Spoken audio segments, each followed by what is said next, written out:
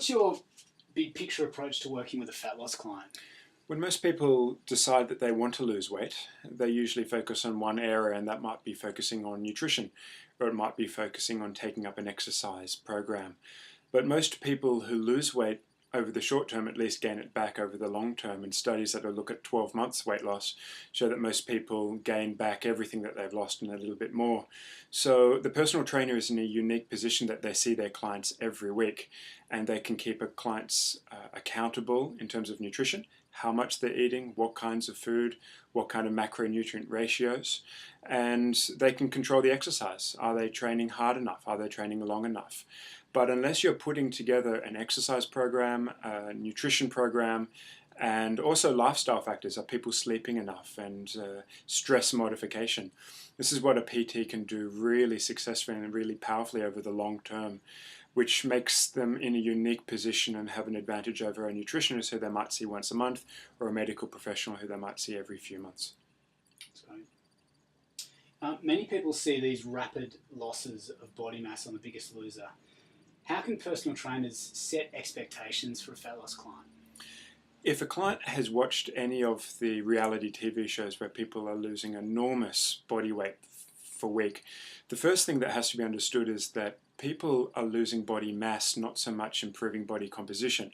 And the difference is, on the scales, you will see loss of not only fat mass, but you'll also see muscle mass, fluid loss as well. And these things in the weight loss you want to hang on to. You want to hang on to as much muscle as possible, because that is what helps you control glucose, because glucose is disposed of primarily in the muscle tissue.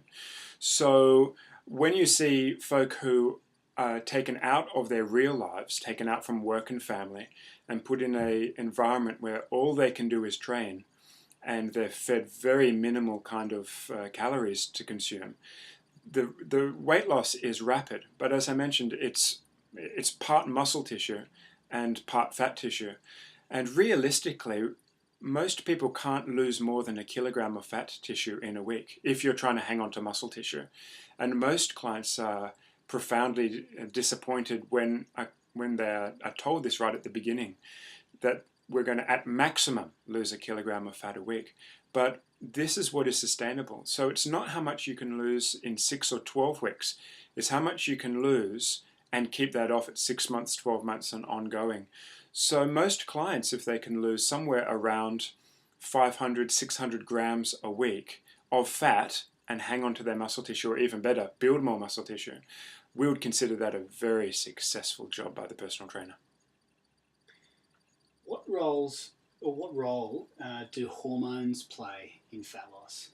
It's often said in our industry that calories do count, but hormones count much more. And the reason behind saying this is, if every time you eat food that rapidly raises your blood glucose and blood insulin levels, it will put you into a state where you burn carbohydrate as a fuel source and not fat as a fuel source. And in certain population groups, like the insulin resistant, those people who can't metabolize carbohydrate well, those people who will shoot glucose and insulin sky high with every meal, that actually does become quite a real concern.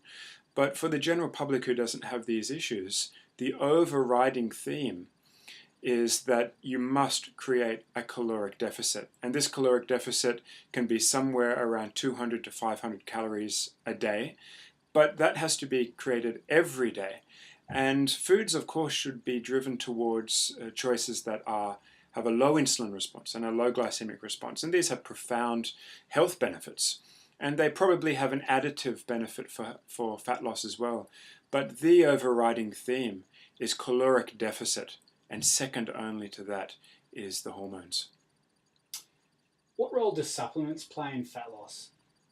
Supplements are touted in the public to be one of the primary ways of losing weight. And in fact, some people say you address supplements first, then you do nutrition, then you do exercise. But research that has been well controlled, that has looked at numerous agents that are proposed to improve fat loss have shown really mediocre results or negative results. And some of the best research has shown that the ingredients in green tea and the ingredients in coffee, caffeine, can have an additive effect when one is exercising. But actually fat burning agents, if they tend to work, they tend to have negative side effects or tend to be banned. So at this stage, the overriding theme a personal trainer should be telling their client is caloric deficit and daily exercise, which not only helps caloric deficit, but also helps a client utilize their glucose better and avoids the surges that happen with glucose and insulin after every meal.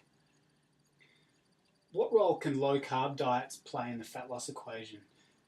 Based on the research, when should they be used? When should they be avoided? Low carbohydrates have enjoyed a resurgence in popularity, especially for weight loss diets. They have been used, of course, for decades for patients who've got impaired glucose tolerance, extremely high triglycerides or lipid abnormalities, and also some mental disorders as well. And the reason why they have such a popularity is people can see on the scales marked losses in body weight in the first few weeks of adopting a low carbohydrate diet, somewhere under 100 grams. And from one perspective, this is quite useful from a compliance and motivation perspective. But research has shown that there's a massive dumping of water from the kidneys. Low carbohydrate tells the kidneys to release the carbohydrates that's stored in the body. Every gram of carbohydrate that's stored stores another 1, 2, 3 grams of water with it. So that can be an enormous loss of water that can occur in 1 week. This is often a very useful motivational tool for clients to persist with something that might be a little challenging, encourage them to continue with exercise and continue with nutrition.